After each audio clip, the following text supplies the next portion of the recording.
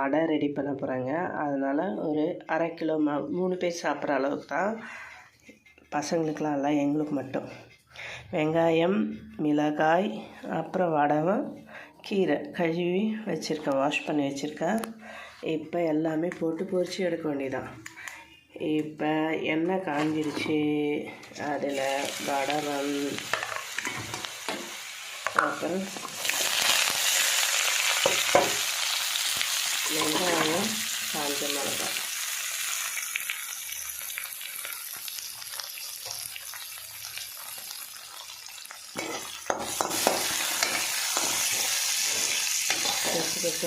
உடச்சே விடலை, அப்படி வதக்க வேண்டியதான். ஒரு 2 செகண்டு தாங்க, நான் ரொம்ப வதக்கிட மாட்டேன், 2 செகண்டு தான். அதை வதக்கியாச்சு. நம்ம வேக வைப்போம்ல, அடையில் வேக வைப்போம்ல, அதில் பார்த்துக்கலாம். ஓகே, இதை பண்ணியாச்சு. அடுத்தது கீரை, ஒரு பருப்பு இந்த கையில் போட்டுக்கிட்டு அந்த கையில் திருப்பிருக்கு, அதனால் சூப்பாக.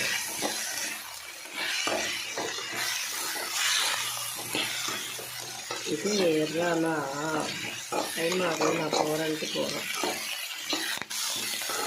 இருக்கிற சட்டை ஸ்மெல்லு சூப்பராக இருக்குது. வாசனையோ வாசனை தான். இந்த ஸ்மெல்லு யாருக்கெல்லாம் பிடிக்குன்னு சொல்லுவாங்க.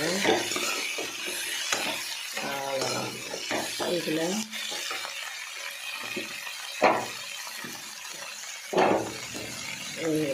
உப்பு, கொஞ்சம் மிளகாத்தூள் போட்டுக்கணும்.